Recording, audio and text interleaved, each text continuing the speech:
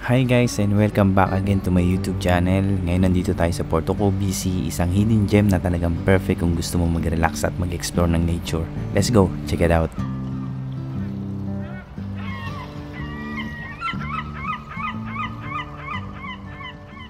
Almost 1 hour lang mula sa Vancouver. Madaling punta ng Porto Cove.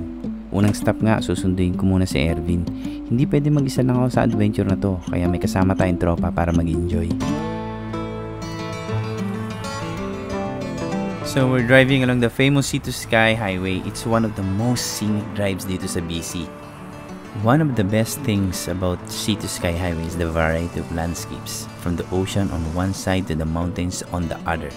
It's perfect mix, and we're almost there. Porto Cove. It's just about 30 minutes away from here. Can't wait to see it. Siguro mga 5 times na ako pumunta rito.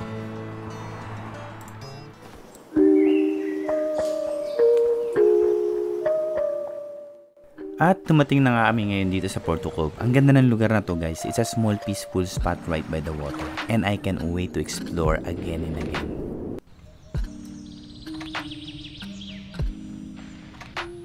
So here we are at the trailhead. For those who are wondering, this is just a 5-minute hike up to the lookout spot.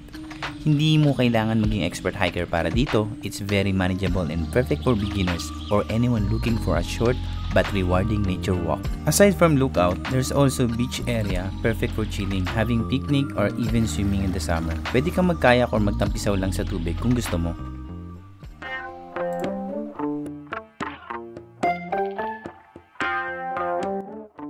So ayan, tent is up and we all set. Hindi pwedeng mag-camping na walang inuman, di ba? Kaya here's the relaxing part. It's all about enjoying the moment and being close to nature.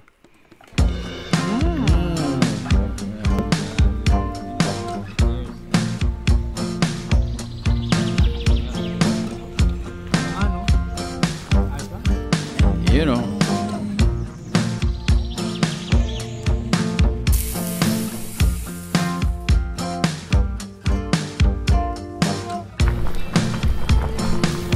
It's a perfect day of setting up camp, cooking a good meal and just taking it easy. It doesn't take much to enjoy the little things, like good food, good company, and amazing views. Ganito lang ang camping guys, wala nang stress, puro chill lang.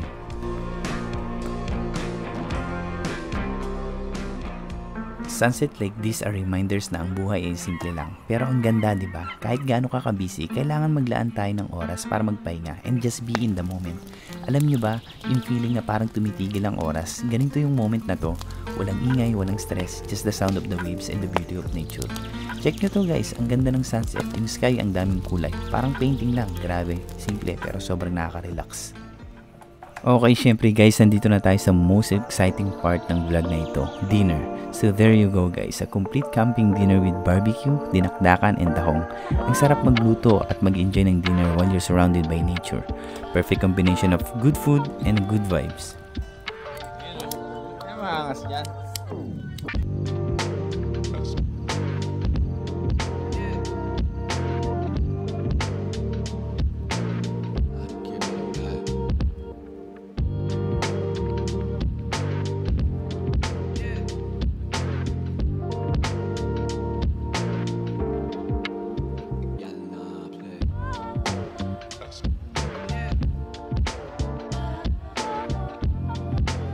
So kung naghahanap kayo ng lugar para mag-unwind and enjoy moment like this, Porto Cove is definitely a place to be. Hope you guys like this little sunset moment with us. Don't forget to like, share, and subscribe for more adventures like this. See you next time. Peace out.